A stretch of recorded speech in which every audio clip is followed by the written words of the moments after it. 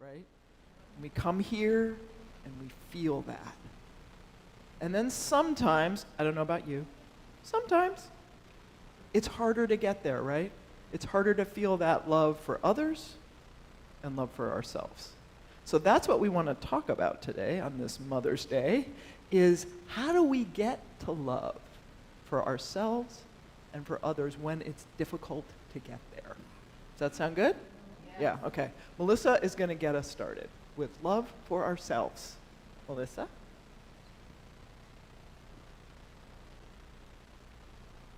Have you ever been triggered? Oh, I'm not the only one. That is awesome. So, like someone cuts you off on the freeway, I take that personally, like as if, or someone is in front of you in the 10-item speedy checkout aisle, and they have 13 items in their basket. And you leave, and you get in the car, and you're still feeling it, right? Am I the only one?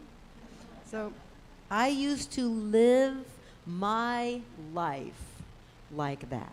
Triggered. Everything triggered me. Everything triggered me. That was me. I was trigger happy. Minus the happy. Yeah, trigger unhappy, I don't know. So after all my years of studies, because I'm wise like that, I have done a lot of work on myself and Centers for Spiritual Living, lots of therapy and recovery, coming up on 35 years in July. Woo! And Toltec work and like that. And so I've done all this work, and I have come to decide that there is one phrase that sums up what I have learned. Would you like to hear it? Yes. If we are feeling toxic bad, we are believing a lie. If you are feeling toxic bad, you are believing a lie. There's two steps. You're telling yourself a lie and you're believing it. So I like to say here that I'd like to give a little shout out to grief. Because grief, I like to say it's like its own little island. Grief is like its own little island because it will have its way with you whether you are up for feeling it or not. And it's random how it does it. It's like there, and then it's gone, and then it's back, and then woo, it's just this like roller coaster ride. You're at the boardwalk. Grief. Grief is its own little island, okay?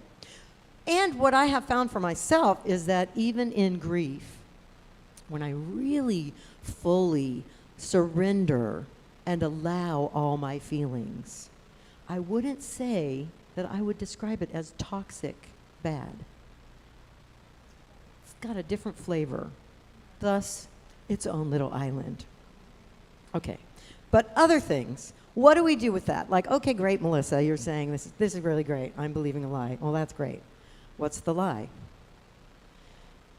And where's the truth? So what we do is we find the lie and we look on the flip side to find the truth. That makes sense, right? And again, like, what is she talking about? Okay, so I'm going to give you an example. Years ago, I was doing this kind of sort of thing by myself, and everyone go, oh, I know, because it was so sad. Anyway, I didn't know how good it could be with Z, but I was traveling all the time, and back then, I still got communication from my bank and stuff from mail, actual snail mail. So I was gone for weeks, and I got home to a stack of notices from my bank. And when I opened them, I discovered that I had, when I was home the time before, I had done bookkeeping, and I'd entered a deposit twice. And back then I had debt. I don't have debt anymore, but I did then. And I decided what a great opportunity to pay down one of my debts. And so I did. Only the money was not in the bank. It was a fantasy in my head. So I had $650 in fees from this experience, which they would not reverse, because they said actually that it was my fault. Can you imagine? So I was a mess. Talk about triggered. I was a mess. And I couldn't get myself out, even though at the time I had done all this work. I was in practitioner training, and I was also in deep training as a Toltec mentor at the time. And I mean, like, I knew the truth. I knew I'm a divine being. I know all that's good, but I couldn't get there. I could not get there. So one particular day, I said to my then husband, that's another story, I said to my then husband, I'm just going to go do this meditation. So we do this meditation still. We call it recapitulation, transformation, radical transformation. So I'm just going to be like half hour, maybe 20 minutes, and I got to move this thing along. 90 minutes later, I come out, and I am in a state of shock. And he takes one look at me and says, "Whoa, what happened to you?" And I said, I feel like this is so odd to say on Mother's Day, but here it is. I said, I just realized that my mother hates me. And he said, "You are only just figuring this out?" He said, "Your mother says horrible shit to you, stuff to you all the time, and not to your siblings, just you." And I went, "Well, that's true, but didn't like translate for me until today." So when I was growing up, my mother used to say to me, "You were the best fight I ever lost with your father." I know, see, everyone gets it. I think it's so great you all figured out. I never got that until that day doing that meditation, like, oh, that made me think bad things. Now I know, in reality, my mother, all those years telling me I didn't want another kid, I didn't want you to come. And what was true was she didn't know it would be me. It wasn't me she didn't want. It was going through the stuff of a baby again and all that.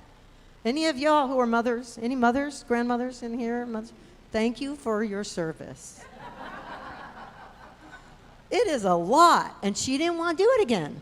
So she was really telling me, like, now I'm glad you came, but I didn't hear that part. But what's on the flip side? What I discovered that day in that meditation, because I saw that, and then I saw the truth on the flip side. And the truth on the flip side is, Spirit wanted me, my dad wanted me, and Spirit wanted me.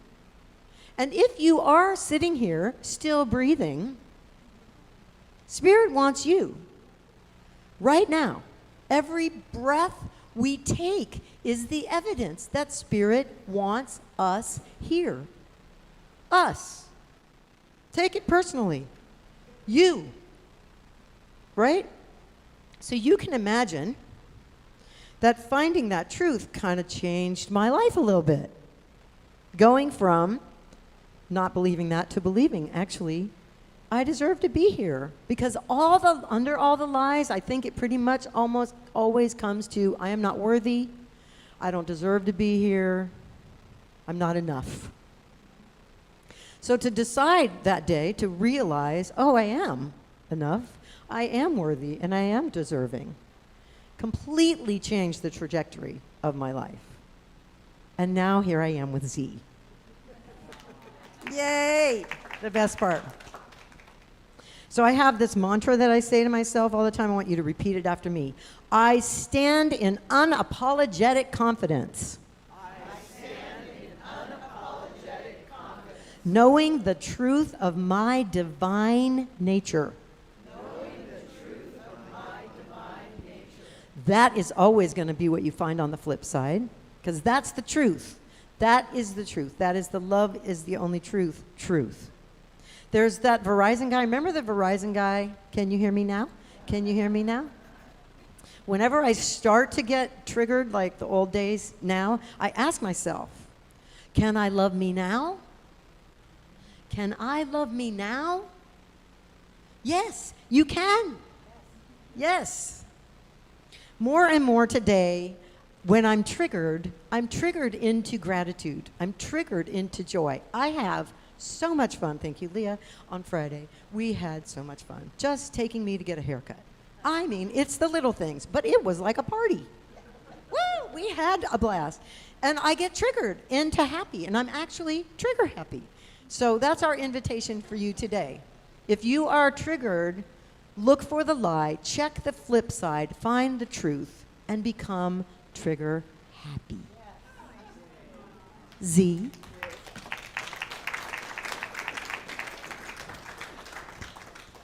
All right, so we're looking for the lie, and we're checking on the flip side. I'm going to take it up a notch and do this with other people, in relationship to other people, and to do so, I have a little story that I affectionately call the spiritual retreat from hell.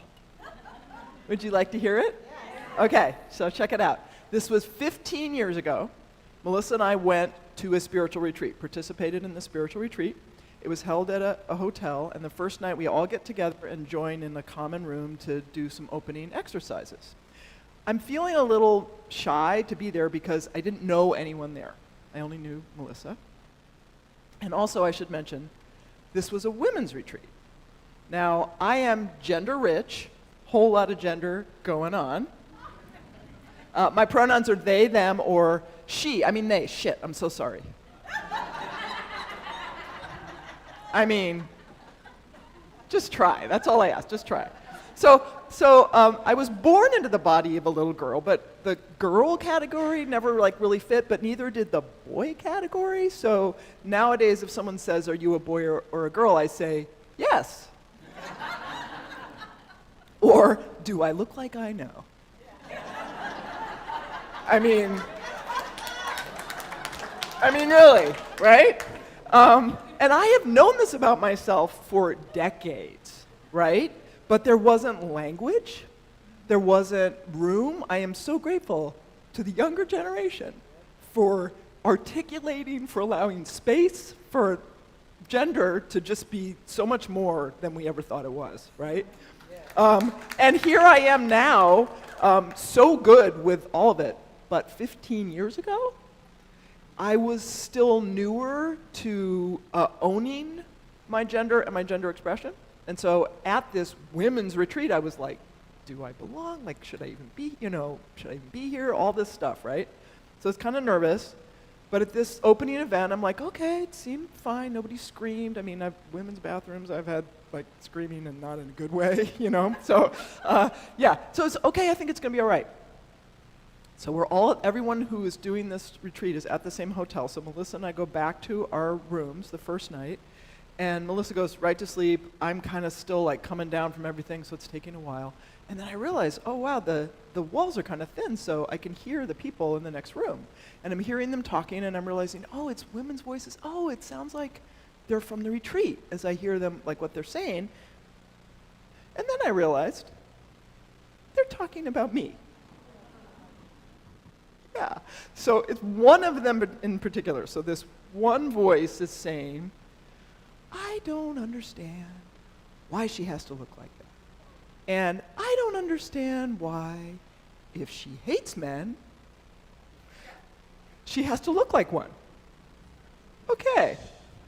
Yeah. So we all know that people talk about us, right? We know that happens. But to actually hear it, right? It's like a punch in the gut. Now I have to say, I am a good little metaphysician, and so I knew, even in that moment, okay, I came to this retreat, I was nervous about how I would be received and what other people would think about me, and here I am, attracting an experience where I'm getting to find out exactly what one person here thinks about me.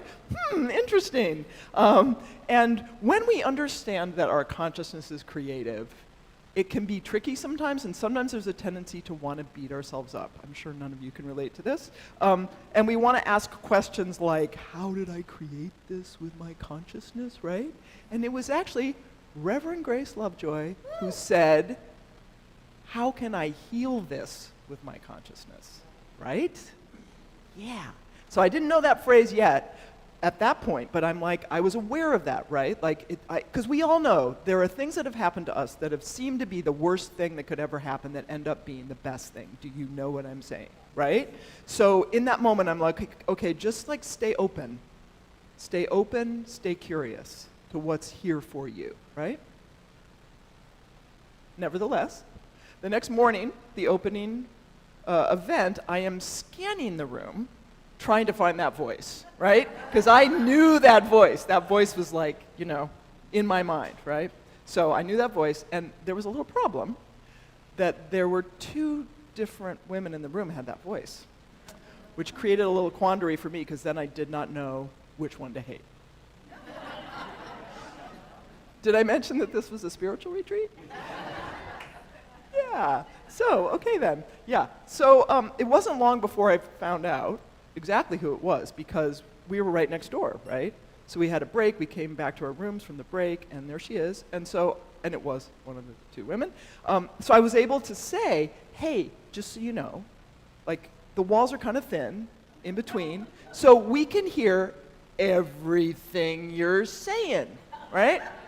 Although I found it did not bring me the satisfaction that I thought it would to let her know that, right?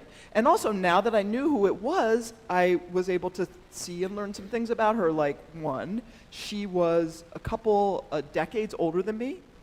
So when she grew up, not a lot of gender-rich individuals openly running free, right?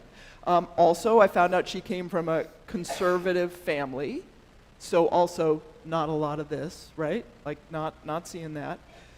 And I couldn't help but think, because I played it in my mind again and again, about what she said. And what she said, everything she said started with, I don't understand why, right? Like, she was saying, I don't get this. So finally, at one point in the retreat, because it was indeed a spiritual retreat, we did an exercise where we went within, and I was able in that moment to tap into the presence and the power and the love that I am. And in that place of connection and openness, I thought about my next door neighbor there, and I thought about, to the degree to which she's judging me, that can't feel good to her, right? There's a reason why there's so many songs about love and being in love. Like, that's what we all want. That's what we all crave, right? And so to the degree that she's judging me, that doesn't feel good. And if she could think about it, she wants to love me, right? She wants to love me. The lie was she wants to judge me. The truth, right on the flip side, was she wants to love me. And I couldn't stop saying it. It was like a mantra in my head, like again and again. Like, she wants to love me. She wants to love me.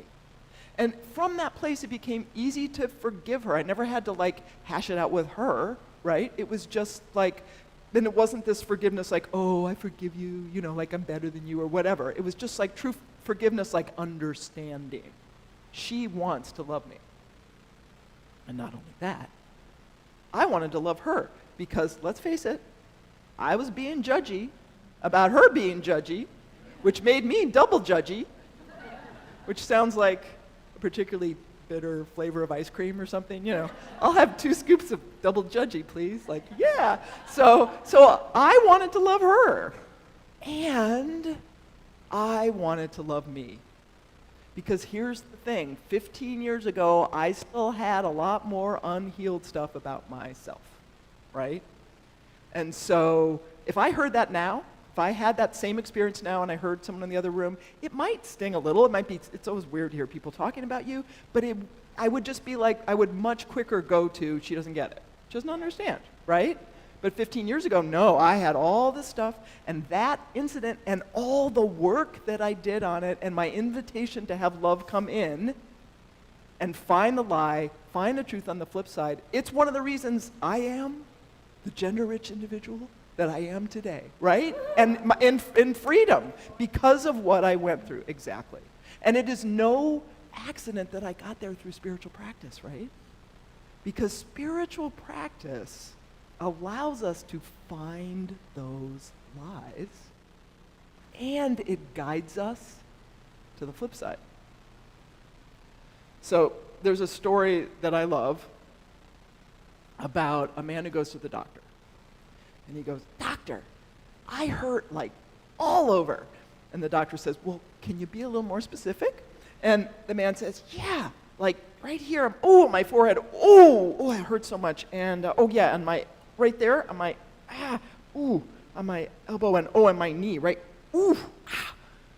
The doctor says, I think I see what's going on. Examine the man, and then they say, you have a broken finger.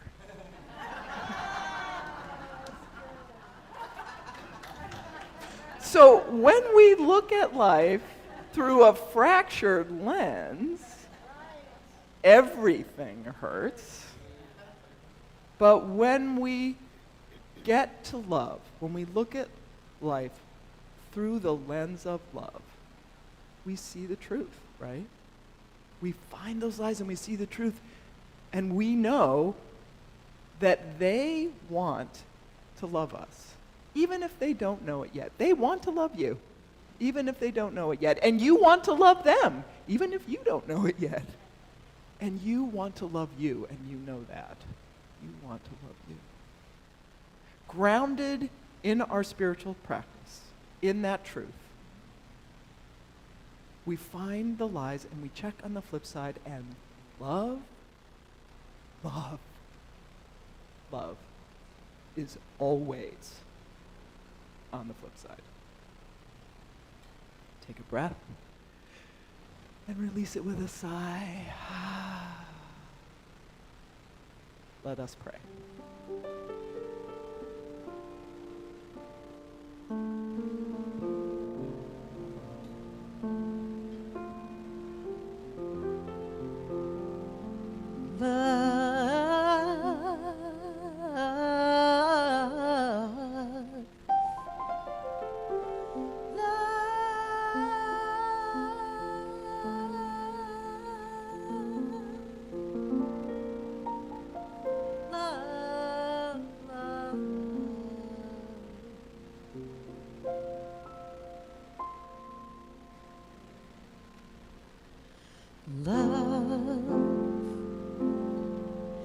Goes ahead of me. Love blesses my way.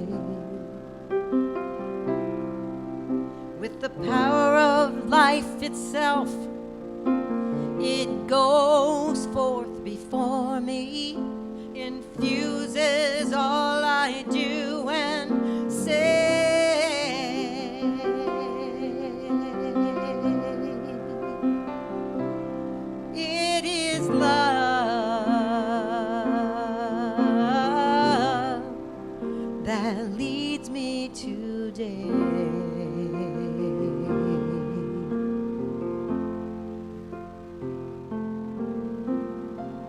Sweet Spirit, you are all that is.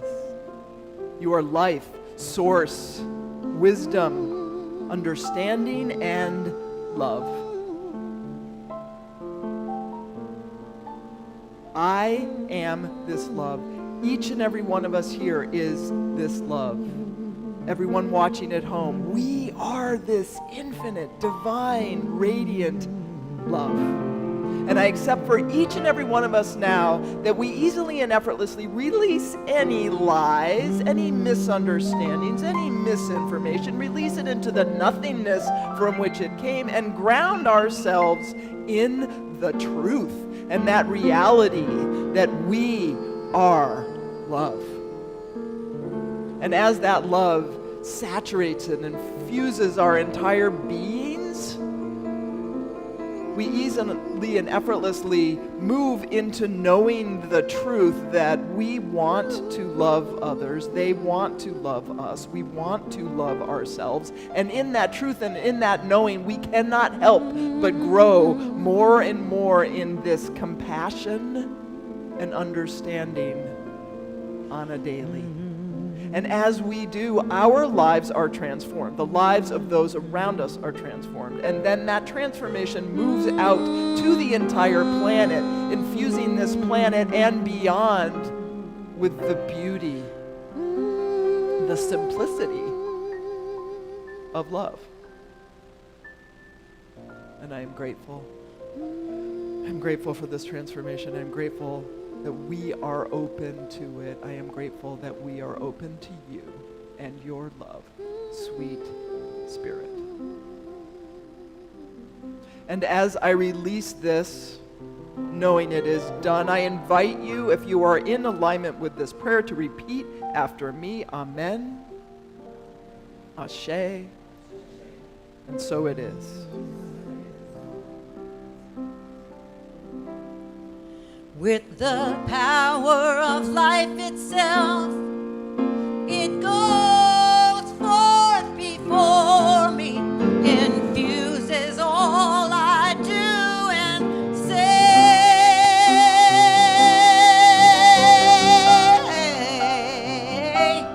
It is love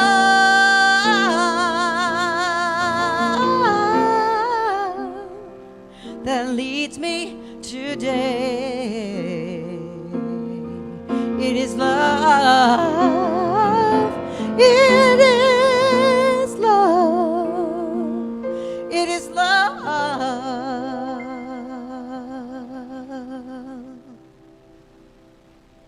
that leads me today